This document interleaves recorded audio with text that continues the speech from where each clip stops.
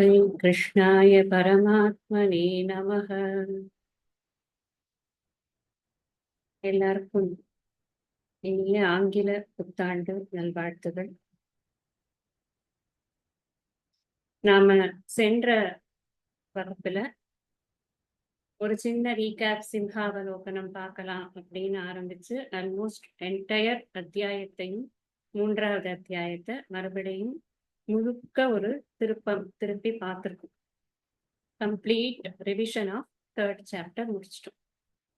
இந்த வகுப்புல நாம 4வது அத்தியாயத்துக்குள்ள போகலாம் அப்படின்னு சொல்லியிருந்தேன். நான் ஞான கர்ம சந்நியாச யோகம் அப்படின்னு ஒரு அத்தியாயத்திலேருந்து இன்னொரு அத்தியாயத்துக்கு போகும் பொழுது அங்க என்ன முடிச்சோம், அடுத்தது என்ன பார்க்க போறோம் அப்படிங்கிற ஒரு கண்டினியூட்டி நம்ம மனசுக்கு இருக்கணும். அப்பதான் இது ஏன் சொல்றார் பகவான் அப்படின்னு நமக்கு தெரியும். இதுவரைக்கும் 3வது அத்தியாயத்துல அந்த அத்தியாயத்தை ஆரம்பிக்கும் பொழுதே அர்ஜுனன் அந்த கண்டினியூட்டிய நமக்கு புரிஞ்சுக்கிறதுக்கு உதவி பண்ணினான் அவனுடைய கேள்வியின் மூலமாக. ஆனா இந்த 4வது அத்தியாயத்துல பகவானே ஆரம்பிக்க போறார். அப்ப நாம கொஞ்சம் முயற்சி பண்ணி இந்த அத்தியாயத்தை ஆரம்பிச்சிருக்கிற விஷயமும் முந்தின அத்தியாயத்தின் முடிஞ்ச விஷயமும் என்ன அப்படிங்கறத கொஞ்சம் ரிலேட் பண்ணி பார்க்கணும். முந்தின அத்தியாயத்துல என்ன முடிச்சார் அப்படின்னா, ஏவம் புத்தே பரம் புத்வா சம்ஸ்தப்யாத்மானம் ஆத்மனா ஜஹி சத்ரும் மகாபாகோ காமரூபம் துராசதம் அப்படிங்கிற இடத்துல முடிச்சாரு. பல்வேறு வடிவங்களை எடுக்கக்கூடிய இந்த ஆசை என்ற ஒரு விஷயத்தை, எளிதில் நீக்கப்பட முடியாத ஒரு விஷயத்தை நீ இந்த புத்தியின் மூலமாக, ஞானத்தின் மூலமாக நீ அதை ஜெயிக்கணும் அப்படின்னு சொன்ன. கர்மயோகம் பண்ணு, கர்மத்தை யோகமா பண்ணு அப்படின்னு சொல்லறதுக்காக ஆரம்பிச்சவர் இடையிடையே பெரும்பாலான விஷயங்களுக்குள்ள எதை புகுத்தி சொல்றார் அப்படின்னா, கர்மம் மாத்திரம் பண்றதுல கவனம் இருக்கக்கூடாது, ஞானபூர்வகமான ஒரு கர்மமானது அது இருக்கணும் அப்படிங்கறதான் பகவான் அழுத்தி அழுத்தி சொல்றார். ஏன்னா அதுக்கு முந்தின ஸ்லோகத்துல எது பரம் அப்படிங்கறத காமிச்சார். இந்திரியாணி பராண்யாகு இந்திரியேபிய பரம் மனக மனசஸ்து பராபுத்திகி யோ புத்தே பரதஸ்து சக. அந்த சகங்கிறத ஆத்மா அப்படிங்கிறதாக நாம புரிஞ்சுக்கணும். இந்த ஞானம் தான் நமக்கு முக்திக்கான வழி. ஞானத்தை பெறுவது அப்படிங்கிறது தான் முக்திக்கு உண்மையான வழி. கர்மயோகம் அப்படிங்கிறது ஒரு பரம்பரா சாதனம் தான், அதுதான் சாதனம்னு இல்லை அப்படிங்கிறத நாம கர்மயோகத்தினுடைய விளக்கத்திலேயே முன்னாடியே அந்த விஷயங்களை பார்க்கும் பொழுது இதை பத்தி நம்ம சிந்தனை பண்ணியிருக்கோம். இந்த ஞானத்தை பெறுவது அப்படிங்கிறதுல ஷார்ட்கட்ஸ் கிடையாது, சாய்ஸ் கிடையாது. நான் எப்படியா இருந்தாலும் ஒரு குருமுகமாக இந்த ஞானத்தை பெற்றுத்தான் ஆக வேண்டும். நான் பிரவருத்தியில இருக்கும் பொழுது கூட அந்த காரியங்கள் செய்வதற்கும் எனக்கு அதற்கான அறிவு தேவைப்படுகிறது. இந்த நிவர்த்தி பண்ணணும் அப்படின்னா கூட அதை எந்த மாதிரி பண்ணணும், எந்த அடிப்படையில பண்ணணுங்கிறதுக்கு அதற்கான அறிவு எனக்கு தேவைப்படுகிறது. அதனால எந்த இடத்துல இருக்கோமோ அந்த இடத்துக்கான அறிவு இல்லாம நம்மளால ஒரு காரியத்தை செய்யவே முடியாது. சோ அறிவுங்கிறது தான் நமக்கு ரொம்ப முக்கியங்கிற இடத்துல அங்க முடிச்சார் அப்படிங்கிறத நம்ம புரிஞ்சுக்கிறோம். இந்த அறிவு எப்படி கிடைக்கும்? சடனா நம்மளுக்கே உட்கார்ந்து டான் பண்ணுமா எங்கேயாவது? நான் உட்கார்ந்துட்டே இருந்தேன், திடீர்னு எனக்கு ஏதோ தோணித்து, எனக்கு அப்படியே ஒரு ஒளி பிழம்பா இருந்தது, அப்படியே முன்னாடி எல்லாமே எனக்கு தெரிஞ்சு போச்சு. சுவாமிஜி சொல்லுவார், இந்த இதெல்லாம் நம்ப கூடாது அப்படின்னு. ஏன் நம்ப கூடாது? அதுக்கு என்ன ப்ரூஃப்? ஏன் நம்ப கூடாதுங்கிறதுக்கு என்ன காரணம்னா, உபனிஷத்லயும் முண்டகோபனிஷத் ஆரம்பிக்கிறச்சேயே என்ன சொல்றதுன்னா, யார் யாருக்கு சொன்னாங்கிறது தான் முதல்ல, அந்த பரம்பரா தான் முதல்ல வருது. இங்கேயும் கிருஷ்ணர் அர்ஜுனனுக்கு அந்த விஷயத்தை போதிக்க ஆரம்பிச்சதுக்கு அப்புறமா 2 அத்தியாயம் முடிச்சதுக்கு அப்புறம் இங்க ஏன் சொல்றார் அப்படின்னா, இங்க அவருக்கு 2 அஜெண்டா இருக்கு. 2 இல்ல 3 அஜெண்டா இருக்கு. 1, இந்த கீதா சாஸ்திரத்தினுடைய மேன்மை தெரியணும், இந்த சாஸ்திரத்தினுடைய அடிப்படை தெரியும், இது எங்கிருந்து வந்ததுங்கிறது தெரியணும், எப்படி இதை நாம புரிஞ்சுக்கணும், எந்த ரெவரன்ஸோட நாம இதை எடுத்துக்கணுங்கிறது தெரியணும். அதுக்காக கீதையை ஸ்துதி பண்றது அவருக்கு ஒரு அஜெண்டாவா இருக்கு. இன்னொரு அஜெண்டா என்னன்னா, இந்த முதல் 8 ஸ்லோகம் வரைக்கும் அவர் என்ன சொல்லுவார் அப்படின்னு சொன்னா, தன்னை அவதாரமாக டிக்ளேர் பண்ணக்கூடிய ரொம்ப முக்கியமான ஒரு பகுதி. நம்ம கிருஷ்ணர்னா ஏதோ நான் கோபிகைகளோட இருந்தார், வெண்ணையை திருடினார், அதெல்லாம் ஒரு பகுதி. எல்லா மனிதர்களுக்குமே அவர்களுடைய வாழ்க்கையில நிறைய பகுதிகள் ஃபேஸஸ். ஒரு இடத்துல ஒரு அப்பாவா இருக்கிறவர், ஒரு இடத்துல அண்ணனா இருப்பார், ஒரு இடத்துல வந்து ஆபீஸ்ல வந்து வேற ஒரு தொழில் இது ரோல் பிளே பண்ணுவார். அந்த ஒவ்வொரு ரோல் பிளேல ஒவ்வொரு டைமென்ஷன்ஸ் ஆஃப் அ பர்சனை நம்ம பார்க்க முடியும். இருக்கிறதுலயே பெஸ்ட் டைமென்ஷன் ஆஃப் கிருஷ்ணா என்ன அப்படின்னா, நாம எல்லாரும் சொல்லுவோம், நாம எல்லாரும் நான் எதுக்கு சொல்றேன்னா, ஞானபூர்வகமான இந்த முக்தி, ஞானத்தினால்தான் முக்தி அப்படிங்கறத புரிந்து கொள்பவர்கள் கிருஷ்ணரை ஜெகத்குரு ஸ்ரீ கிருஷ்ண பரமாத்மானு தான் நம்மளால அதை வந்து அசிமுலேட் பண்ணிக்கிறதுக்கு முடியுது. அப்படித்தான் இந்த கிருஷ்ணர் வந்து தன்னுடைய அவதாரத்தை இங்க டிக்ளேர் பண்றார் அப்படின்னு நாம பாக்குறோம். அவதார ரகசியத்தை டிக்ளேர் பண்றார். சர்வோபனிஷதோ காவக தோக்தா கோபால நந்தனக அப்படின்னு நம்ம இதுல படிக்கிறோம். இப்பதான் தியான ஸ்லோகம். எங்கேந்து வந்தது இதுன்னா, இது இது இப்ப வந்தது இல்லை. இது வந்து ரொம்ப பன்னெடுங்காலமாக இது இருந்து கொண்டு இருக்கக்கூடிய ஒரு அறிவு. இவரே சொல்ல போறார், ஏவம் பரம்பரா பிராப்தம்னு அடுத்த ஸ்லோகத்திலேயே வந்துடும். அப்ப அப்படிப்பட்ட ஒரு அறிவை இவர் கொடுக்கிறார். எப்படி கொடுக்கிறார்? ஒவ்வொரு அறிவுமே எப்படி பெறப்பட வேண்டும்ங்கிறதுக்கு தான் இங்க வந்து நமக்கு ஒரு க்ளூ இருக்கு. எந்த ஒரு விஷயத்துமே இப்ப நான் வந்து எப்படி ஆணி அடிக்கணும் அப்படின்னா, ஆணி அடிச்சவங்க கிட்ட போய் எனக்கு ஆணி அடிக்கிறது சொல்லி கொடுங்கன்னு கேட்டா தான் ஆணி அடிக்க முடியும். ஒரு ஒரு ஒரு ட்ரைனிங் இருக்கணும் எனக்கு. அப்படி இல்லைன்னா என்ன ஆகும்? கட்ட விரல்ல அடிச்சுப்பேன். சாதாரண வேலை. ஒரு ஒரு லௌகீகமான ஒரு வேலையை பண்ணணும்னா கூட எனக்கு அதற்கு அதை பத்தி தெரிஞ்சவங்க கிட்டேந்து ஒரு நாலேஜ் டிரான்ஸ்பர்னு இந்த காலத்துல சொல்றாங்க. இந்த நாலேஜ் டிரான்ஸ்பர் எனக்கு தெரிஞ்ச விஷயத்த இன்னொருத்தருக்கு சொல்றது. இப்ப இங்க என்ன சொல்றாரு? ஒரு குரு சிஷ்ய சம்வாத ரூபமாகத்தான் இந்த நாலேஜ் அப்படிங்கிறது அடுத்தவருக்கு போக வேண்டும். அது ஒரு பாயிண்ட். அப்போ 3 விஷயம் சொன்னேன். ஒண்ணு கீதையை ஸ்துதி பண்றது, இன்னொன்னு தன்னுடைய அவதார ரகசியத்தை சொல்றது, 3வது இந்த கீதா சாஸ்திரம் இல்ல, ஞானத்தை போதிக்கும் எந்த வகையான சாஸ்திரமாக இருந்தாலுமே சரி, அது குருமுகமாக மட்டுமே வேத்தியம், குருமுகேன வேத்தியம் ஞானம் அப்படின்னே இருக்கு வச்சனம். அப்ப நாமளா வந்து டான் டு மீ அப்படின்னு எல்லாம் சொல்ல முடியாது. வி கேனாட் கிளைம் தட் அப்படிங்கிறது தான் இங்க முக்கியம். அதைத்தான் கிருஷ்ணர் இப்ப இதை படிச்சாச்சுன்னா நமக்கு என்ன தெரியும்னா, ஒரு குரு கிட்டேந்து தான் ஒருத்தர் கற்றுக்கொண்டு இருப்பார். அப்படி அவரோட குரு யாருன்னு வேணா நமக்கு தெரியாம இருக்கலாமே தவிர, நம்மளுக்கு டிக்ளேர் ஆகாம இருக்கலாமே தவிர, குரு முகமா கற்றுக்கொண்டால்தான் அந்த ஞானமானது சித்திக்கும். இல்ல நானே கத்துண்டேன் எனக்கே தெரிஞ்சது அப்படின்னு சொன்னா அதை நம்பிட்டு பின்னாடி போக வேண்டாம். ஏன்னா இங்க ப்ரூஃப் இருக்கு அப்படிங்கறத நாம பார்க்கணும். இப்ப நாம சாப்டர் 4 போவோம். அதுல இருக்கிற ஸ்லோகங்களை நாம இப்போ படிக்கிறதுக்கு முயற்சி பண்ணுவோம். இமம் விவஸ்வதே யோகம் ப்ரோக்தவானஹவம் நஹ மவ்யயம் விஸ்வான்மனவே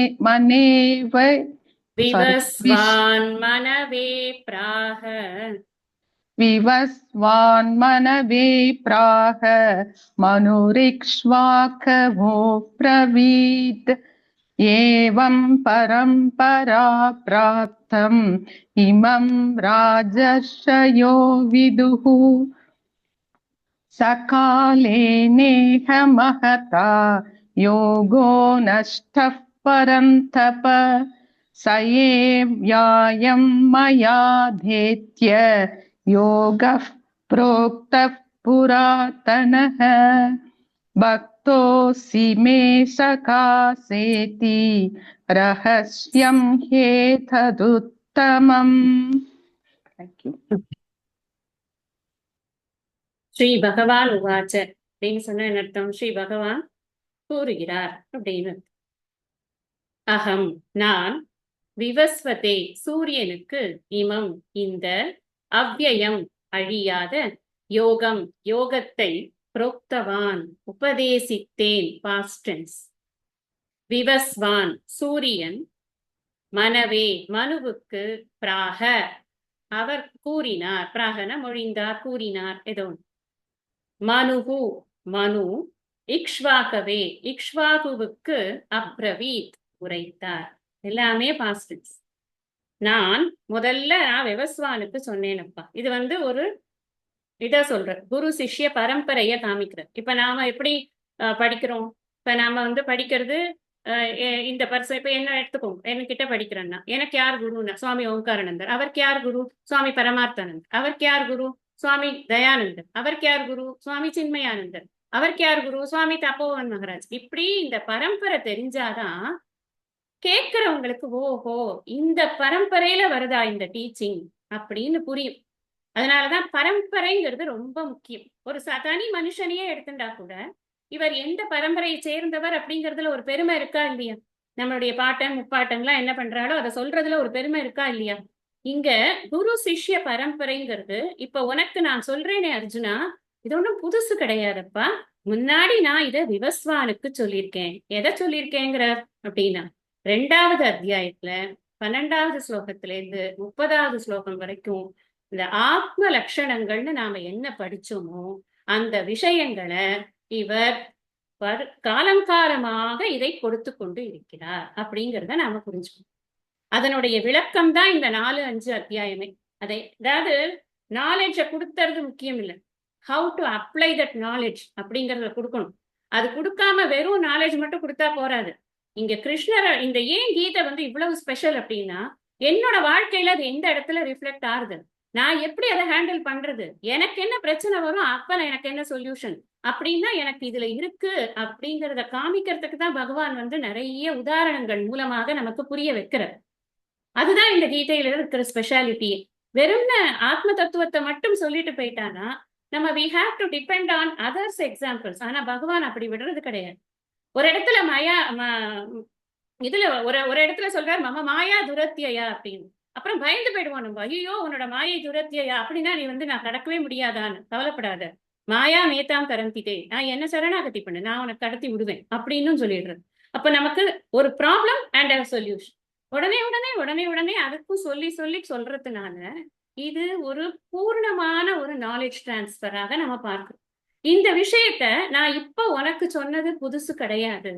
ஏதோ நான் புதுசா இப்ப வந்து இந்த போர்க்களத்துல வந்து உன்னுடைய ஒரு விஷாதத்தை பார்த்துட்டு உடனே உனக்கு வந்து இம்மீடியட்டா ஒரு ஃபாஸ்ட் ஃபுட் மாதிரி உனக்கு ஒண்ணு பண்ணி கொடுத்துட்டேன்னு நினைச்சுக்காதப்பா. இது எப்பவோ நான் சொல்லியிருக்கேன். விவஸ்வான்னா சூரியன் அர்த்தம், சூரிய குலம். நீங்க இந்த பெயர்கள் எல்லாம் பாத்தீங்கன்னா தெரியும். சூரிய குலத்தில் இருக்கக்கூடியவர்கள் மனு, அப்புறம் இக்ஷ்வாகு. சூரியன் அவருடைய பையனுக்கு சொல்றது, அப்புறம் மனு வந்து இக்ஷ்வாகுக்கு சொல்றது, அப்புறம் இக்ஷ்வாகு இதே மாதிரி இது ஒவ்வொருத்தருக்கா போய்கொண்டே இருந்திருக்கிறது அப்படிங்கிறத காட்டுறதுக்காக இது வந்து பரம்பரையாக வந்த ஞானம். நம்ம எப்படி சொல்றோம் இப்போ, சதாசிவ சமாரம்பாம் சங்கராச்சாரிய மத்தியமாம் அஸ்மத் ஆச்சாரிய பரியந்தாம் வந்தே குரு பரம்பராம்னு பரம்பரையை தான் கொண்டாடுறோம்.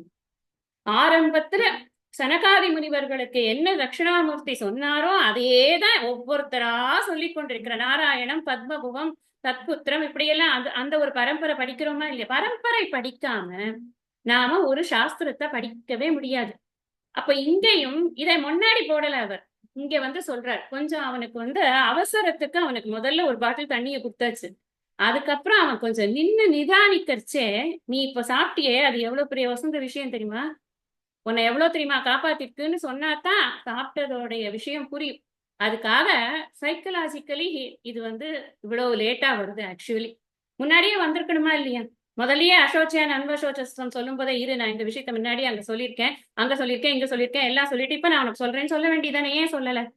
அப்ப அவனுக்கு உடனே கிடைக்க, அவனுக்கு அந்த விஷாதத்துக்கான ஒரு மருந்து, முதல்ல மருந்த புடு, அப்புறம் மருந்தோட பெருமையெல்லாம் சொல்லுவோம். இது ஒரு சைக்காலஜி.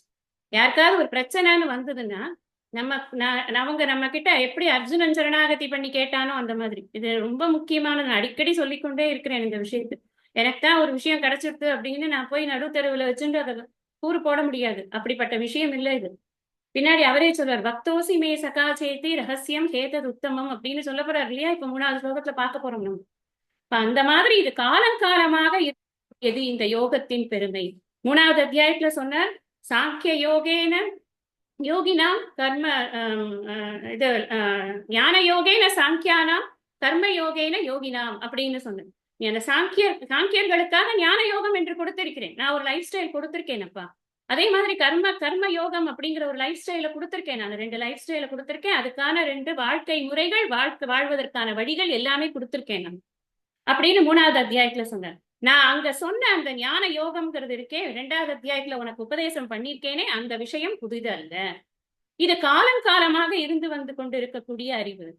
இதை நீ ஃபாலோ பண்ணினா, இது எதுக்காக இந்த பெருமையை சொல்லணும்? நான் இந்த ஞானத்தினுடைய பெருமையை சொல்றது எனக்கு என்ன அப்படின்னா, நான் உனக்கு புதுசா சொன்னேன்னா அதை நீ ஃபர்ஸ்ட் அதை எக்ஸ்பெரிமெண்ட் பண்ணி பார்த்துட்டு நீ தட்டி தடவை அதுல ஏதாவது ஒரு சக்சஸோ ஃபெயிலியரோ வந்ததுன்னா அதுக்கு நீ அவஸ்தைப்படணும். அவஸ்தைப்படாத.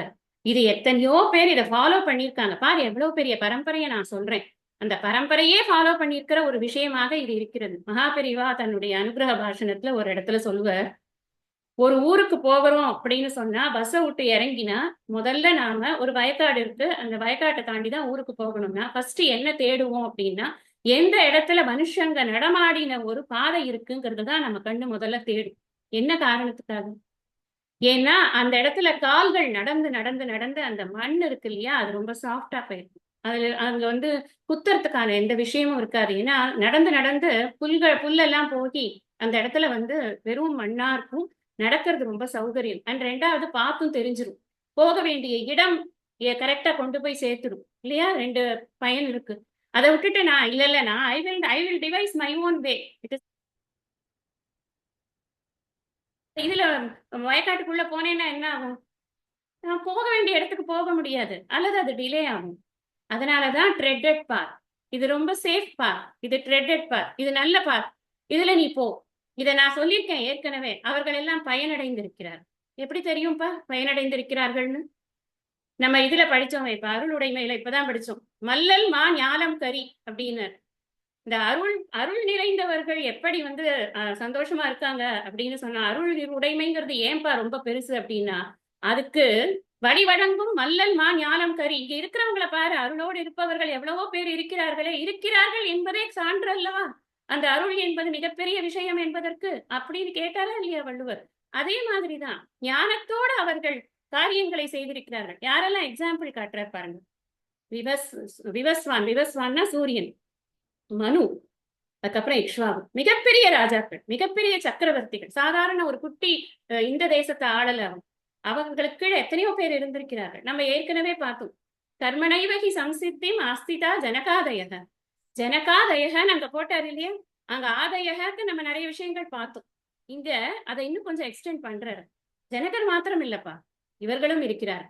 இவர்களுக்கெல்லாம் நான் சொல்லிக் கொடுத்த இந்த விஷயம், இந்த அறத்தை வைத்துக்கொண்டு, இந்த ஒரு ஞானத்தை வைத்துக் கொண்டுதான் அவர்கள் தன்னுடைய ராஜ்யத்தை ஆண்டிருக்கிறார்கள். இங்க பாத்தீங்கன்னா கிருஷ்ணர் ஒரு க்ஷத்ரியன், கேட்டுக்கொண்டிருக்கக்கூடிய அர்ஜுனன் ஒரு க்ஷத்ரியன். கிருஷ்ணர் கொடுக்குற எக்ஸாம்பிள்ஸ் பூரா க்ஷத்ரிய எக்ஸாம்பிள்ஸ். எதுக்காக? ஏன் அப்படி கொடுக்கணும்? ஏன்னா நீ உன்னுடைய கடமை செய்ன்னு சொல்றேனேப்பா. எங்க உன்னுடைய கடமையை செய்ய சொல்றேன்? உன்னை போய் போர்க்களத்துல போர் பண்ணுன்னு சொல்றேன். நான் I'm not talking to a householder no. நான் ஒரு ராஜா கிட்ட பேசிக் கொண்டிருக்கிறேன், உன்னை போய் போர் பண்ணுன்னு சொல்றேன். இந்த ஞானத்தை பெற்ற ராஜாக்கள் தன்னுடைய ராஜ்யத்தை ஆண்டிருக்கிறார்கள். ராஜ்யம் ஆளறதுன்னா என்ன? நல்ல பெரிய சிம்ஹாசனத்துல உட்கார்ந்துட்டு ஹே இங்க வா, ஹே அங்க போன் பேசிக் கொண்டிருக்கிறதா என்ன? இல்லையே. எங்க இருந்தாலும் ஒரு எதிரி வருவான், சடார்னு கிளம்பணும், ஒரு போர் பண்ணணும், எல்லாமே அங்கேயும் இருந்திருக்குமே. அங்க போய் அவன் என்னோட தாத்தா நிக்கிறான், என்னோட மாமா நிக்கிறான், என்னோட மாமனார் நிக்கிறான் அப்படின்னு பயந்துட்டு வந்துருவானா என்ன? வரல. அவங்கெல்லாம் வராததுனாலதான் அந்த டைனாஸ்டி இவ்வளவு தூரம் வந்திருக்கப்பா. ஏன் வரல தெரியுமா? இந்த ஞானத்தினால வரல. இந்த தன்னுடைய கடமைகளை செய்திருக்கிறார்கள் அப்படின்னு நீ புரிஞ்சுக்கணும்னு பகவான் வந்து உணர்த்துறார். உனக்கு சொல்லிட்டேங்கிறதுனால நான் ஏதோ உன்கிட்ட மட்டும்தான் இதை சொல்றேங்கிறது கிடையாது. உன்னை போன்ற ராஜாக்கள் எல்லோருக்கும் நான் சொல்லி இருக்கிறேன். அதனால இந்த பரம்பரையை நீ முதல்ல புரிந்து கொள். பரம்பரையை புரிஞ்சுக்கோ. இது வந்து குருமுகமாக வந்திருக்கிறது என்பதை புரிந்து கொள். அந்த பரம்பரையில் இருப்பவர்கள் எல்லோருமே ராஜாக்களாக இருந்திருக்கிறார்கள். இந்த ஞானத்தை கொண்டுதான் அவர்கள் இந்த ராஜ்ய பரிபாலனங்களை பண்ணி இருக்கிறார்கள் அப்படிங்கிறத புரிஞ்சுக்கோ. சோ இதுல 3 விஷயம் சொன்னேன். நீ குருமுகமாகத்தான் இதை புரிந்து கொள்ள வேண்டும். கேட்கறதுங்கிறது ரொம்ப முக்கியம். எவ்வளவு வேணா படிச்சிருந்தா கூட நாம கேட்கணும். குரு கிட்ட பொறுமையா உட்கார்ந்து ஒரு சாஸ்திரத்தையாவது முழுமையாக கேட்டு அசிமுலேட் பண்ணி மயம் ஆக்கிக்கிறது அப்படிங்கிறது இந்த ஞானத்திற்கு ரொம்ப ரொம்ப அத்தியாவசியமான ஒரு விஷயம். இவர் சொல்றாரு இல்லையா, நான் நிறைய தடவை இந்த விஷயத்த கோட் பண்ணியிருக்கேன். குருமுக்கேன வேத்தியம் ஒண்ணு சொல்லியிருக்கேன், இன்னொன்னு ஆதிசங்கரர் சொல்லியிருக்காரு அப்படின்னு. சாஸ்திரஜ்ஞோப்பி சுவாதந்திரேன பிரம்மான்வேஷனம் ந குர்யாத். முக்கியம் அதுதான், பிரம்மான்வேஷனம் ந குர்யாத். பிரம்மனை பற்றி, ஆத்மாவை பற்றி தெரிந்து கொள்ளும் பொழுது சுதந்திரமாக நீயே பண்ணணும்னு நினைக்காத. நீ நவ வியாக்கரண பண்டிதனா கூட இருந்துக்கோப்பா, இன்னும் ப்ராப்ளமே இல்லை. ஆனா ஒரு குரு கிட்ட சரணாகதி பண்ணி உனக்கு இருக்கிற அந்த விஷாதம் என்னங்கிறத ஐடென்டிஃபை பண்ணி அதை குருவினுடைய உபதேசங்கள் மூலமாக தீர்த்து கொண்டு அதற்கப்புறம் உனக்கு நல்லா அசிமுலேட் ஆனதுக்கு அப்புறம் நீ யாருக்காவது சொல்றதுக்கு உனக்கு எல்லா ரைட்ஸும் உண்டு. சுவாத்தியாய பிரவச்சனேன அப்படின்னே தைத்திரிய உபனிஷத்துல சொல்றது இல்லையா? எல்லாவற்றையுமே சொல்றது. சாதாரணமா 1-2 ரிதம் சுவாத்தியாய பிரவச்சனேன, சத்தியம் சுவாத்தியாய பிரவச்சனேனன்னு ஆரம்பிச்சு ஒரு 10 ஐட்டம் வந்து சுவாத்தியாய பிரவச்சனேனல இருக்கு. அதுல சுவாத்தியாய பிரவச்சனேனங்கிறதுல நம்ம பிரவச்சனேன எடுத்துருவோம், கொடுத்துருவோம். என்ன நமக்கெல்லாம் என்ன ப்ராப்ளம்னா, ஒன்னு விஷயம் தெரிஞ்சுடுத்துனா come I will tell you what I know அப்படின்னு சொல்றதுல நம்மளுக்கு இன்ட்ரெஸ்ட் உண்டு. ஃபர்ஸ்ட் வார்த்தையே விட்டுருவோம்.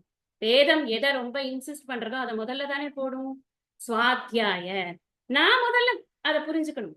எனக்கு முதல்ல ஹோம்ஒர்க் நிறைய இருக்கு. I have to undergo lot of assimilations. அதை முடிச்சதுக்கு அப்புறமா தான் எனக்கு ஐயம் திரிபு அற ஒரு விஷயம் தெரிஞ்சதுனாதான் நான் போயிட்டு அடுத்தவங்களுக்கு சொல்ல முடியும். ஆனா சொல்லணும்னு தான் இருக்கு. எப்ப சொல்லணுங்கிறதுலதான் சூக்ஷ்மமே இருக்கு, வேற ஒண்ணும் கிடையாது. எப்ப சொல்லணுங்கிறத மட்டும் நம்ம தெரிந்து கொண்டால் போதும், வேற ஒண்ணும் நமக்கு அவசியமே கிடையாது. இப்ப இதுல என்ன சொல்லியிருக்காரு அப்படின்னு, இந்த கேட்கறதுங்கிறது ரொம்ப முக்கியம். அடுத்தது இது அவ்யயம் அப்படிங்கிற. அவ்யயம் அப்படின்னா என்ன அர்த்தம்? அழியாதது அப்படின்னு. அழியாதது அப்படின்னா எது அழியாதது? இந்த ஞானம் அழியாததா? இந்த ஞானம் ஒருவர்கிட்ட ஒருவருக்கு வந்திருக்கு அப்படின்னு அடுத்த ஸ்லோகத்திலேயே சொல்லிடுவார். சகாலே நேகமகதா யோகோ நஷ்ட பரந்தபன். அப்போ நமக்கு இதுக்குத்தான் வந்து பாஷ்யம் வேணுங்கிறது. ஆச்சாரியரோட கருணையல். இந்த இடத்துல ஆச்சாரியர் எப்படி வியாக்கியானம் பண்றார் தெரியுமா? அவ்யயம் அப்படின்னு சொன்னா பலத்வாத் அவ்யயம். அது கொடுக்கக்கூடிய பலன் இருக்கே அது அழியாது. இந்த ஞானம் ஒருத்தரை விட்டு ஒருத்தர்கிட்ட இருந்து ஒருத்தர் வரும்பொழுது it might get diluted, that's okay. But அது கொடுக்குற பலன் இருக்குல்ல, அந்த பலன்ல ஒரு அழிவுங்கிறதே கிடையாது. என்ன அழிவு கிடையாது? ஏன்னு என்ன பலன் கொடுக்கறது? இது பூர்ணமான மன அமைதியும் விடுதலையும் கொடுக்கிறது, பந்தத்திலிருந்து விடுதலை. அதுதானே ஞானம் கொடுக்கறது நமக்கு. அப்ப அந்த அவ்யயமான அந்த பலன் இருக்கிற காரணத்தினாலதான் இது ஒருத்தர்கிட்ட இருந்து இன்னொருத்தர்கிட்ட நான் என்ஜாய் பண்றேன், நான் ஹாப்பியா இருந்திருக்கேன், என்னோட ராஜ்யத்தை நான் நல்லா ஆள முடியறது. இந்த ஞானத்தின் மூலமாக நான் எந்த விதமான விருப்பு வெறுப்பும் இன்றி நான் என்னுடைய கடமைகளை பூர்ணமாக செய்து முக்தியை அடைய முடிகிறது. என் பையனுக்கு இதை சொல்லி கொடுத்துட்டு போறேன், நான் இதை அனுபவிச்சிருக்கேன், அதனால நான் சொல்லி கொடுத்துட்டு போறேன். அவ்யயம் பலம், அதனாலதான் கொடுக்குறாரு. ஒரு விஷயம் போடுறாரு ஆச்சாரியர் இந்த இடத்துல. எதுக்காக இதை ராஜா கிட்ட சொல்லணும்? நான் ரொம்ப ரொம்ப இன்ட்ரெஸ்டிங்கான விஷயம் அது. என்னன்னா, ராஜாக்கு வந்து ராஜ்யம் பரிபாலனம் பண்ணணும். இந்த காலத்து மாதிரி கிடையாது. இந்த காலத்துல படிக்கவே இல்லைன்னா கூட somehow they get the opportunity to rule. அப்ப அப்படி கிடையாது. அவன் என்னதான் வந்து ராஜா ஒரு சக்கரவர்த்தியினுடைய மகனாக இருந்து அவன் பட்டத்திற்கு தயாராக இருக்கிறவனாக இருந்தால் கூட அவனுக்கு முறையான கல்வி கொடுக்கப்பட்டிருக்க வேண்டும். அதெல்லாம் வந்து ரொம்ப மஸ்ட். ராமனுக்கு பண்ணாத ட்ரைனிங்கா? எத்தனை ட்ரைனிங் கொடுத்தார் நம்ம வசிஷ்டர் கொடுத்தார், அப்புறம் விஸ்வாமித்ரர் வேற போய் பிராக்டிக்கல் ட்ரைனிங் எல்லாம் கொடுத்தார். எல்லாம் கொடுத்துட்டு தான் அவர்கள் ராஜ்யப்பட்ட அபிஷேகத்துக்கே கூட்டின்னு வர முடியுது. வராங்க. ராமருக்கு கொடுக்கணும்னு அவசியம் இல்லைன்னு நம்ம சொல்லலாம். நமக்கு தெரியும் அவர் அவதாரம், அங்க எங்கேயுமே டிக்ளேர் ஆகல அவர் அவதாரம்னு சொல்லி. அது மாதிரி ஒரு ராஜாக்கும் அவருடைய புத்திரனை ஏற்றும் பொழுது அதுக்குன்னு சரியான ட்ரைனிங்கை கொடுத்துதான் இருக்கணும். அதுல முக்கியமானது என்னன்னா, இந்த கர்ம யோகத்தை பற்றியும் ஞான யோகத்தை பற்றியும் அவர்கள் படித்திருக்க வேண்டும். அப்படி படிச்சாதான் அந்த பலத்துலதான் அவர்கள் அந்த நாட்டை ஆள முடியும். இத ஆதிசங்கரர் அழகா தன்னுடைய வியாக்கியானத்துல கொடுக்கிறார், பாஷ்யத்துல கொடுக்கிறார். சரி, எதுக்காக அவன் பண்ணணும்? இது என்னத்துக்கு கர்ம யோகம் ஞான யோகம்லாம் இவன் ஏன் வந்து தெரிஞ்சுக்கணும்? இது எங்கேருந்து வந்தது? இதோட சோர்ஸ் என்ன? இதோட சோர்ஸ் வந்து வேதத்திலேருந்து வந்தது, உபனிஷத்துலேருந்து வந்தது. அதுக்குதான் நான் சொன்னேன், சர்வோபனிஷதோ காவக தோக்தா கோபால நந்தனக. வெறும் பால் கறக்கிறவன் தான் இந்த கிருஷ்ணன். பால் கறந்து இந்த உபனிஷத்துல இருக்கக்கூடிய அத்தனை முக்கியமான விஷயங்களையும் எடுத்து கறந்து நமக்கு கொடுக்கிறார். இதுல கைவல்ய நவநீதத்துல வரும் இந்த பிரஸ்தானத்திரயம் 3 மொத்தமா கடைஞ்சி எடுத்து கைவல்ய நவநீதத்தை கொடுத்தேனே அப்படின்னு சொல்லிட்டு பாயிரத்துல வரும் நமக்கு கைவல்ய நவநீதம். அந்த மாதிரி இந்த இந்த மிகப்பெரிய ஒரு ஒரு ஞானத்தை இவர்களுக்கு கொடுக்கப்படத்துக்கான காரணம் என்ன அப்படின்னு சொன்னா, அந்த பலத்துலதான் அந்த ராஜ்யமானது நடக்க வேண்டும் அப்படின்னு இருந்திருக்கு. இப்ப எதுக்கு சொல்றாரு அப்படின்னா, ஒரு க்ஷத்ரியனானவன் பிரம்மக்ஷத்ரே பரிபாலித்தே ஜெகத் பரிபாலயித்தும் அலம் அப்படின்னு ஒரு வார்த்தை போடுற. அப்படின்னா என்ன அர்த்தம் அப்படின்னு சொன்னா, பிரம்ம அப்படின்னா வேதம் அப்படின்னு அர்த்தம். வேதத்தின் மூலமாக பெறப்பட்ட இந்த அறிவை கொண்டு தன்னுடைய ராஜ்யம் நடக்கிறதுங்கிறது அவனுக்கு புரிஞ்சிருத்துனா, if that king understands it, என்ன ஆகும்? அவன் என்ன பண்ணுவான்? வேதத்தை ரட்சணம் பண்ணும். தர்மோ ரக்ஷதி ரக்ஷிதக. அவன் வேதத்தை ரட்சணம் பண்றதுன்னா என்ன அர்த்தம்? அவன் வேதத்தை சொல்பவர்களுக்கு எந்த விதமான கெடுதலும் வராமல் அவர்களை பாதுகாப்பான். ஏன்னா அப்படித்தானே வேதம் இருந்து கொண்டிருந்தது. மேக்ஸ் மில்லர் வந்ததுக்கு அப்புறம் தான் புக்கு. அது வரைக்கும் புக்கு இல்லையே. எல்லாரும் எழுதா கிழவி அப்படின்னு சொல்லி சொல்லிதானே ஏவம் பரம்பரா பிராப்தம் வந்து கொண்டே இருந்ததல்லவா? அதை ரட்சிக்கணும் அப்படின்னா வேதம் ஓதிய அந்தனருக்கு ஒரு மழை அப்படின்னு பாடினார். எதுக்காக பாடினார்னா, ஓதினாத்தான் மழை வரும், அதனால இவர்கள் ஓதுவார்கள், ஓதினால் மழை வந்தது அப்படிங்கிறத புரிஞ்சு கொண்டுதான் இந்த விஷயங்களை எல்லாம் எழுதப்பட்டிருக்கிறதுங்கிறத நம்ம புரிஞ்சுக்கணும். இத ஆச்சாரியார் ஏன் வந்து இந்த இடத்துல முக்கியமா சொல்றாருன்னா, ராஜா வெறும் மட்டியா இருக்க முடியாது. he has to know எதனால இது நடக்கிறது, இந்த கர்மம்னா என்ன, கர்ம யோகம்னா என்ன, ஞானம்னா என்ன, ஞான யோகம்னா என்னங்கிறதெல்லாம் புரிந்து கொண்டு இந்த யோக புத்தியோடு அவன் தன்னுடைய ராஜ்யத்தை பரிபாலனம் பண்ணணும். பண்ணலைன்னா என்ன ஆகும்? வள்ளுவர் சொல்றார், ஆ பயன் குன்றும். அவன் ரொம்ப கொடுங்கோன்மையான ஒரு ராஜாவா இருந்தானா என்ன ஆகும்? நாட்டுல பல இடங்கள்ல பாக்குறோம், ரொம்ப கெடுதல் பண்றவங்களை இந்த நிலக்கு பொறை என்று இந்த பூமி தாயானவள் தாங்கி கொண்டிருக்கிறாள் அப்படிங்கறதெல்லாம் பாக்குறோமா இல்லையா? அப்ப நிறைய இப்ப கூட பார்த்தோம், புகழ் அதிகாரத்துல கூட பார்த்தோம், இந்த அவளுடைய அந்த பண் பயன் குன்றும் அப்படின்னு பார்த்தோம். புகழோடு வாழாதவர்களை தரிக்கக்கூடிய அந்த பூமி தாயானவள் அவளுடைய அந்த இது ஃபெர்டிலிட்டி கூட குறைஞ்சு போயிடும் அப்படிங்கிறத பார்த்திருக்கோம். பூமியோட ஃபெர்டிலிட்டி. ஆ பயன் குன்றும்னா என்ன? ஆ பயன்கிறது என்ன? அந்த கறவை மாடுகளிலிருந்து வரக்கூடியது என்ன? பால், தயிர், நெய். அதுக்கடுத்தது என்ன சொல்றார்? அறுதழிலோர் நூல் மரப்பர், ஏன் காவலன் காவான் எனின். இதான் முக்கியம். ஒரு ராஜா ஒழுங்கா நடத்தல ராஜ்யத்தை அப்படின்னு சொன்னா தர்மம் இருக்காது. தர்மம் எப்படி வரும்? தர்மம் எப்படி தழைச்சு இருக்கும்? தானம் தவம் இரண்டும் தங்கா வியனுலகம் வானம் வழங்காதெனின். அந்த தானம் தவம் இரண்டுக்கும் முன்னாடி என்ன? சிறப்போட பூசனை செல்லாது வானம் வரக்கு மேல் வானோர்க்கும் ஈண்டு.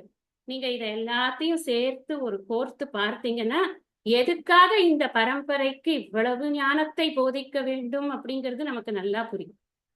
அடுத்த ஸ்லோகத்துல சொல்றார், ஏவம் பரம்பரா பிராப்தம் இமம் ராஜர்ஷயோ விதுகு. அதுக்கு அர்த்தம் பார்த்துருவோம் ஃபர்ஸ்ட். ஹே பரந்தப. பரந்தப, தபனா வாட்டுறது. பரந்தபனா பராந்தபதி இது பரந்தப, தப்பியதி இது பரந்தப. பரான்னா என்ன? எதிரிகள். எதிரிகளை நன்றாக வாட்டி எடுக்கிறானா. இவன் முன்னாடி யாராவது நின்னானா அவன் ஜெயிக்கவே முடியாது. அதுக்குதான் இவன் பயப்படுறான். எத்வா ஜெயேம எதிவா நோ ஜெயயுகுன்னா அவன் வந்து ஐயோ நான் தோத்து போயிடுவேன், ஒன்றும் இல்லை, ஐயோ அவங்க தோத்து போயிடுவாங்களே, அவங்க செத்து போயிடுவாங்களே அப்படின்னு தான் இவன் பயப்படுறான். அதானே நம்ம விஷாத யோகத்துல பார்த்தோம் இல்லையா? அவனுக்கு பயமே அதுதான். அப்படிப்பட்ட ஒரு வேலை ஒரு இருந்தது அவனுக்கு அப்படிங்கிறத பார்க்கணும். இப்போ எதிரிகளை வாட்டுபவனே, ஏவம் இவ்விதம் பரம்பரா பரம்பரையாக பெறப்பட்ட இமம் இதனை இந்த யோகத்தை ராஜர்ஷயக, ராஜர்ஷயகன ராஜ ரிஷிகள் விதுகு அறிந்திருந்தார்கள். அதுக்குதான் நான் எக்ஸாம்பிள் சொன்னேன். விவஸ்வான், மனு, இக்ஷ்வாகு இவர்கள் எல்லாம் ராஜ ரிஷிகள் அப்படின்னு இங்க பகவான் வந்து சொல்றார். ஏற்கனவே ஜனகரையும் ராஜ ரிஷின்னு தான் நம்ம சொல்றோம். யாருக்கு இது விஷயம் தெரிஞ்சதோ அவர்களுக்கு ராஜ ரிஷிகள் அப்படிங்கிற பட்டமானது இருக்கு.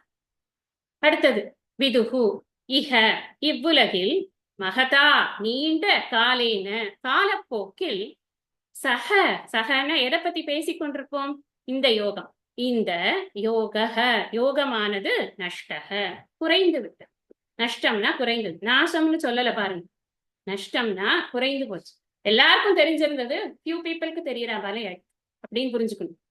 எல்லாருக்கும் ஒரு ராஜாக்கு தெரிஞ்சது, ராஜாக்கு தெரிஞ்சது அவர் என்ன பண்ணுவார்? அடுத்தது அவருடைய கீழே இருக்கிறவங்க எல்லாருக்கும் இது ரொம்ப நல்லா இருக்குப்பா, நீங்களே பாருங்களேன், ஒரு விஷயத்த வந்து அரசாங்கத்துக்கு அந்த விஷயம் பிடிச்சிருக்குன்னா அது பயங்கரமா ஃபிளேர் அப் ஆயிடும்.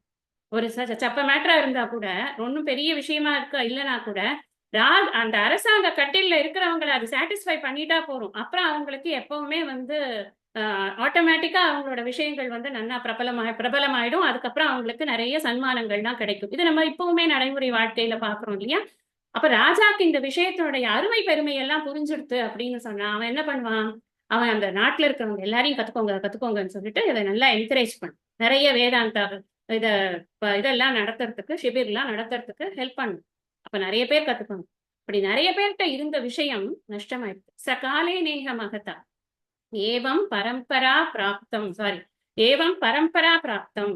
இது பரம்பரையாக பெறப்பட்டது. பிராப்தம் அப்படிங்கறச்சே இது பெறப்பட்டதுன்னு சொன்ன உடனே புரிஞ்சுக்கணும். குரு கிட்டேந்து சிஷ்யன், சிஷ்யன் சிஷ்யா டர்ன்ஸ் குரு, அப்புறம் அவர்கிட்டேந்து இன்னொரு சிஷ்யன், அப்படித்தான் இது பெறப்பட்டது. அப்ப இது வந்து யாரோ ஒரு பர்டிகுலர் பர்சன் கிட்டேந்து வந்தது கிடையாது. இது வேதத்தின் கருத்துக்களை உள்ளடக்கியது. கீதை வேதத்தின் கருத்துக்களை உள்ளடக்கியது. இந்த இடத்துல சுவாமி தயானந்த சரஸ்வதி சுவாமிஜி ஒரு விஷயம் சொல்லுவார். இதே ஃபார்மேட்ல இதே கீதையில இதே ஸ்லோகத்தை தான் சொல்லியிருப்பாரா விவஸ்வான் கிட்ட அப்படின்னு நமக்கு ஒரு யோசனை வரும். ஏதோ ஒன்று யோசிக்க வேண்டியதானே, மைண்ட் இருந்ததுன்னா ஏதாவது யோசிக்கும்.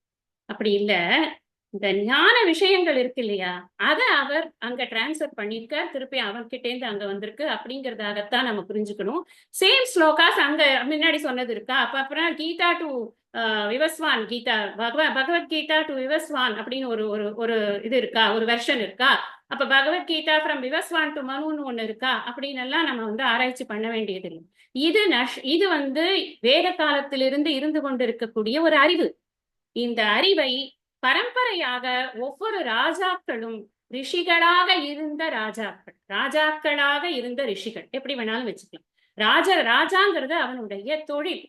அந்த தொழில்ல அவன் ஒரு ரிஷியாக இருந்திருக்கிறான். ரிஷிக்கு வந்து ஒரு இது இருக்கு, ஒரு லட்சணம் இருக்கு. யார ரிஷின்னு சொல்றது அப்படின்னு ஒரு லட்சணம் இருக்கு. யார் வந்து ஊர்த்வரேதா அப்படின்னு ரிஷியினுடைய ஒரு இதுவே இருக்கு. லட்சணம் என்னன்னா, அதுக்கு அர்த்தம் என்ன அப்படின்னா, எளிதில் அவன் காமவயப்பட மாட்டான். அதான் அங்க அதுக்கோட அர்த்தம் அதுதான். அதாவது காமத்திற்கு இடம் கொடுக்காதவன், இந்திரிய வசப்பட மாட்டான்.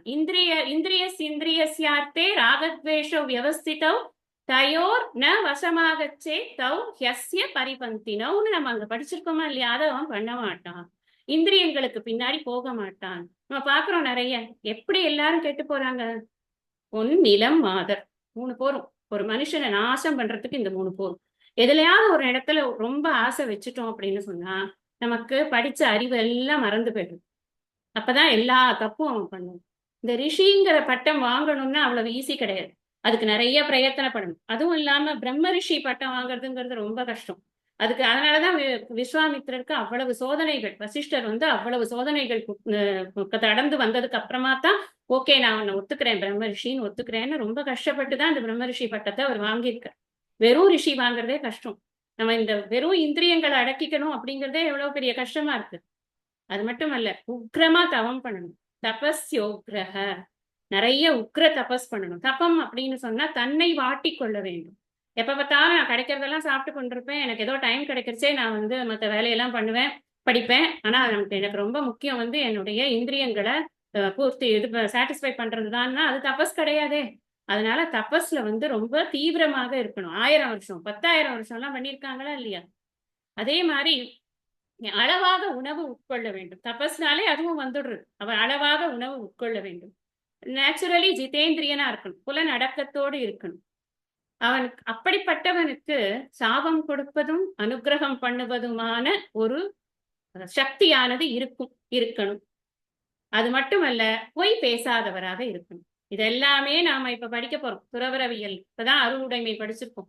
இன்னும் நம்ம கொஞ்சம் கொஞ்சமா புலால் மறுத்தல், தவம், துறவு இதெல்லாம் வாய்மை, கொல்லாமை இதெல்லாம் படிக்கிறச்சே நமக்கு எப்படி ஒரு துறவியானவர் தன்னை தயார்படுத்தி கொள்ளுகிறார்ங்கிறது நமக்கு நல்லா தெரியும். அதனாலதான் நான் சொன்னேன் வள்ளுவம் கிளாஸ்ல, இந்த கீதையும் வள்ளுவமும் ஹேண்ட் இன் ஹேண்ட் நமக்கு போய்கொண்டே இருக்கிறது. இப்ப அதுவும் இந்த 4th and 5th சாப்டர் படிக்கிறச்சே துறவரவியலுக்கும் இதுக்கும் நிறைய கனெக்ஷன்ஸை நம்ம பார்த்துன்னு தான் இருக்கோம். அப்ப நமக்கு அதுவும் நல்லா புரியும், இதுவும் நல்லா புரியும். இப்ப ராஜ ரிஷி அப்படிங்கிறது புரிஞ்சிருக்கும்னு நினைக்கிறேன். ராஜா அசௌ ரிஷி. அதனால ராஜாவாகவும் இருந்து கொண்டு அவர் ரிஷி தன்மையும் பெற்றிருக்கிறதுனால அவருக்கு ரிஷி. இன்னொரு ரிஷிக்கு இன்னொரு ஒரு இது இருக்கு. அதீந்திரிய வஸ்து திரஷ்டா ரிஷிகி அப்படின்னு ஒரு அர்த்தம் இருக்கு. அப்படின்னா என்ன அர்த்தம்னா, நம்மளுடைய இந்திரியங்களுக்கு புலப்படாத விஷயங்களை காணக்கூடியவர் அப்படின்னு. காணறது நான் இப்ப மந்திரங்களை எல்லாம் ரிஷிகள் தான் வந்து ஸ்மரி இது ஸ்ருதி அப்படின்னு சொல்றோம். நம்ம ஸ்ருதினா நம்ம மந்திரங்களை எல்லாத்தையும் வந்து கிரகிச்சு நமக்கு கொடுத்தவர்கள் ரிஷிகள் அப்படின்னு. அதீந்திரிய வஸ்து, நம்ம இந்த இந்த ஸ்தூல இந்திரியங்கள் மூலமாக செய்ய முடியாத ஒரு விஷயம் அது அவர்களுக்கு கிடைக்கும். சம் எக்ஸ்ட்ரா சென்சரி பவர்ஸ் எல்லாம் அவங்களுக்கு இருக்கும். அதற்கு என்ன காரணம்? இந்த தவத்தின் பயனாக அவர்களுக்கு அதெல்லாம் கிடைக்கும் அப்படிங்கிறது ரிஷி. இங்க ராஜ ரிஷி அப்படின்னு அவர்களை சொல்வதற்கு மிக முக்கியமான காரணம் என்ன அப்படின்னு சொன்னா, அது முக்கியமான காரணம் அவர்கள் இந்த ஞானத்தின் பலத்தினால் தன்னை அடக்கிக் கொண்டு விருப்பு வெறுப்பு இல்லாமல் யோக பாவனையில் தன்னுடைய ராஜ்யத்தை ஆண்டிருக்கிறார்கள். ஞானபூர்வகமாக தன்னுடைய ராஜ்யத்தை ஆண்டிருக்கிறார்கள். அதான ரொம்ப முக்கியம். அதனால அவர்களுக்கு ராகத்வேஷம் இல்லாதவர்களுக்கு இந்த ராஜ ரிஷிங்கிற பட்டமானது பகவான் கொடுக்கிறார். இப்போ அடுத்த ஒரு வார்த்தை சொல்றார், சகாலே நேக மகதா யோகோ நஷ்ட பரந்தப. அது காலப்போக்கில் ஏன் நசித்தது? It's a valid question we have to ask. இது இவ்வளவு உயர்ந்ததா இருக்கே, அது ஏன் நசிச்சது, நஷ்ட குறைந்தது அப்படின்னு. அது ஏன் வந்து குறைந்தது அப்படின்னு சொன்னா, அதுக்கு ஆதிசங்கரர் சொல்ற ரொம்ப பியூட்டிஃபுல் ஆன்சர் அது. மனப்பக்குவம் இல்லாதவர்கள் இந்த ஞானத்தை அடைந்ததால் அது குறைந்தது. எப்படி? இந்திரிய கட்டுப்பாடே இல்லாம நம்ம முன்னாடியே பார்த்திருக்கோம். ஒரு அறிவை பெற வேண்டும்னா அதுக்கு குவாலிஃபிகேஷன் வேணும். இதுவும் நான் அருளுடைமை கிளாஸ்ல இப்பதான் முந்தானேத்தி சொன்னேன். அந்த அந்த குவாலிஃபிகேஷன் எல்லாம் ஃபுல்ஃபில் பண்ணினாதான் நம்மளால வந்து ஒரு அறிவை ஒரு ஒரு ஒரு ஒரு குணத்தை வளர்த்துக் கொள்ள முடியும், அல்லது அறிவை பெற முடியும், எதுவாக இருந்தாலும் சரி. ஒரு அந்த குணங்கள் என்ன அப்படின்னு சொல்லியிருக்கு? நித்யா நித்திய வஸ்து விவேகம், வைராக்கியம், சமதமாதி உபரமா, சமதம உபரம திதிக்ஷா சமாதானம் ஸ்ரத்தா முமுக்ஷுத்வம், இதெல்லாம் இருக்கணும். இதெல்லாம் இல்லாம, இதெல்லாம் பேசிக் குவாலிஃபிகேஷன்ஸ் ஃபார் ஸ்டடி.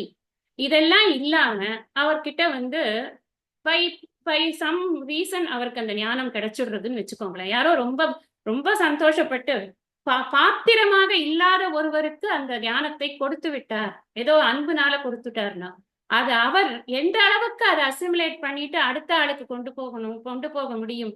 அதே அந்த வீரியத்தோட அது வந்திருக்காது. அதனாலதான் அது நஷ்டமாயிடுது அப்படின்னு ஆதிசங்கரர் இத வந்து இது சொல்ற காரணத்தை சொல்ற.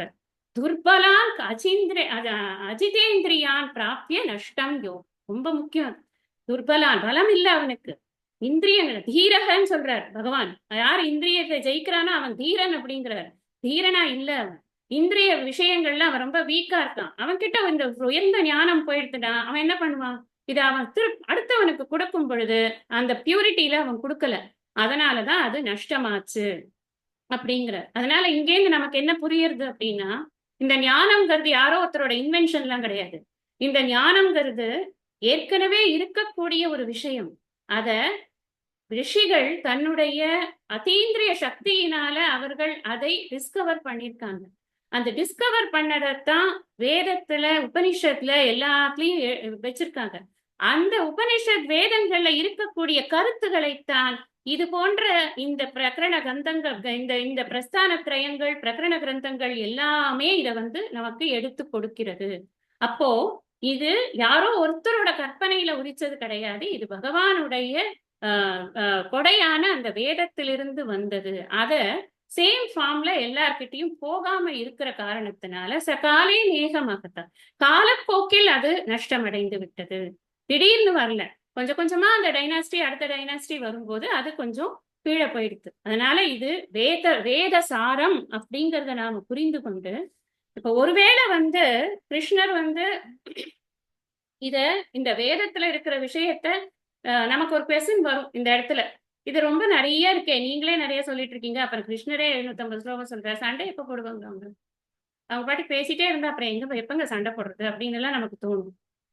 ஆக்சுவலி இந்த மாதிரி விஷயங்களை நம்ம யோசிக்கிறதுல தப்பு கிடையாது. ஆனா அதுக்கு கூட நம்மளுடைய குருமார்கள் வந்து நமக்கு பதிலா அந்த விஷயத்தையும் யோசிச்சு நமக்கு ஒரு விளக்கத்தை கொடுக்குறாங்க. சுவாமி தயானந்த சரஸ்வதி இந்த விஷயத்தை எப்படி சொல்றாரு அப்படின்னா, ஒருவேளை அந்த இதே ஃபார்மேட்ல இதே மாதிரி அத்தியாயம் அத்தியாயமா பிரிச்சு ஸ்லோகா ஃபார்மேட்ல அவர் சொல்லாம கூட இருந்திருக்கலாம். இப்படி என்ன விஷயமோ அதை மட்டும் கூட டிரான்ஸ்ஃபர் பண்ணியிருக்கலாம். ஆனா வியாசர் வந்து அதை வந்து மகாபாரதத்துக்குள்ள வச்சதுனால அந்த மீட்டருக்கு வரணும்னு அதை வந்து பொயட்ரி ஃபார்ம்ல கொண்டு வந்திருக்கலாம். வாட் எவர் இட் இஸ், ஞானம் தானே நமக்கு முக்கியம். நமக்கு இது எப்படி இருக்கு எப்படி இல்லைங்கிறது இப்ப முக்கியம் இல்லை. இது கிருஷ்ணர் எப்படி சொன்னாருங்கிறது முக்கியம் இல்லை. எவ்வளவு நிமிஷத்துல அதை டிரான்ஸ்ஃபர் பண்ணாருங்கிறது முக்கியம் இல்லை. நமக்கு வேண்டியது என்ன? ஏற்கனவே நஷ்டமான ஒரு விஷயத்தை இப்ப புனருத்தாரணம் பண்ணி அவர் மறுபடியும் கொடுக்கணும்னு நினைக்கிறாரே, அதுதான் நமக்கு முக்கியமானது. இப்ப வேதத்தின் கருத்துகள் தான் இந்த குரு பரம்பரை மூலமாக நமக்கு ஒவ்வொருவர் மூலமாக அது வந்து இப்போ இன்னைக்கு நான் உனக்கு சொல்றேன்ப்பா. அது கிருஷ்ணர் சொல்றார், சயே வாத்தியம் மயா தேத்திய சயேவ. அதே கருத்துகள் தான் அன்னைக்கு அதுக்குதான் தயானந்த சரஸ்வதி சுவாமிஜி இந்த விஷயத்த சொன்ன. அதே லாங்குவேஜ் போட்டியா, அதே ஸ்லோகத்தை சொன்னியா அப்படின்னு கேட்கக்கூடாது. எப்படி சொன்னாரோ அந்த விஷயத்தை நான் சொன்னேன் அப்படிங்கிற விஷயம் தான் முக்கியமே தவிர லாங்குவேஜோ பொயட்டிக்கல் பியூட்டியோ இங்க முக்கியம் கிடையாது. அதனால சயே வாத்தியம் மயா தேத்திய யோக புரோக்த புராதனக 3வது ஸ்லோகம். அதுக்கு என்ன அர்த்தம்னு பார்த்தோம். மே என்னுடைய பவதக பக்தகன பக்தனாகவும் சகாச்ச தோழனாகவும் அசி இருக்கிறாய். இதி என்பதால் அயம் புராதனக இந்த பழமையான சக யோக ஏவ அந்த யோகமானது, யோகத்தை பத்தி பேசிக்கொண்டிருக்கோம், ஞான யோகத்தை பத்தி பேசிக்கொண்டிருக்கிறோம். அந்த ஞான யோகமானது மயா என்னால் அத்ய இன்று தே புரோக்தக உனக்கு நன்கு உபதேசிக்கப்பட்டது. தக புரோக்தக, தகனா உபதேசிக்கப்பட்டது, புரோக்தகன பிரகர்ஷேன உக்தக நன்கு உபதேசிக்கப்பட்டது. நான் ஒண்ணும் மிச்ச மீதியெல்லாம் வச்சுக்கலப்பா, தெரிஞ்சதெல்லாம் சொல்லிவிட்டேன் உனக்கு, அந்த அளவுக்கு சொல்லியிருக்கேன் அப்படிங்கிற நன்கு உபதேசிக்கப்பட்டது. ஹி ஏனெனில் ஏதத் இது உத்தமம் மேலான ரகசியம். ரகசியம்னா மறைபொருள் ஆகும் அப்படின்னு. இப்ப என்ன சொல்ல வர்றார் அப்படின்னு, அதே ஞானத்தை தான் இன்று உனக்கு நான் சொல்லி இருக்கிறேன். அன்னைக்கு என்ன விவஸ்வானுக்கு சொன்னேனோ அந்த ஞானத்தை தான் இப்பொழுது இன்று உனக்கு நான் சொல்லி இருக்கிறேன். இது புராதனமாக இருந்து கொண்டிருக்கக்கூடிய ஞானம். இது இப்பொழுது புதிதாக வந்தது கிடையாது. எதுக்காக சொன்னேனப்பா உனக்கு, நான் ஏன் சொல்லணும் உனக்கு அப்படின்னா 2 கண்டிஷன் சொல்றேன். ஒண்ணு பக்தோசி, இன்னொன்னு சகா. சகாவா மட்டும் இருந்தா சொல்லியிருப்பாரா அப்படின்னா, முன்னாடியே சொன்னேன் எது முக்கியமோ அதைத்தான் முன்னாடி போடுவாங்க. எதனால சொன்னார் அப்படின்னா பக்தன்கிறதுனாலதான் சொல்லியிருக்கார். அப்ப சகாவாவும் இருக்கிறதுனாலன்னு ஏன் போட்டார் அப்படின்னு, பக்தோசிமே சகாச்சே, நீ வந்து என்ன ஃப்ரெண்டா நினைக்கிற, நிறைய வருஷம் நம்ம வந்து பழகிருக்கோம், நாம செய்யாத அழும்பே கிடையாது, நம்ம பண்ணாத குசும்பே கிடையாது, குறும்பே கிடையாது, நம்ம 2 பேரும் very well known for everything, all our deeds எல்லாம் நம்மளை பத்தி எல்லாருக்கும் தெரியும், எங்கெல்லாம் என்னெல்லாம் பண்ணியிருக்கோம், மகாபாரதம் ஃபுல்லா விரவி கிடக்கு. அப்பெல்லாம் நம்ம எவ்வளவு ஜாலியா இருந்தோம், அந்த ஜாலியா இருந்த சமயத்துல எல்லாம் நான் உனக்கு சொல்லல.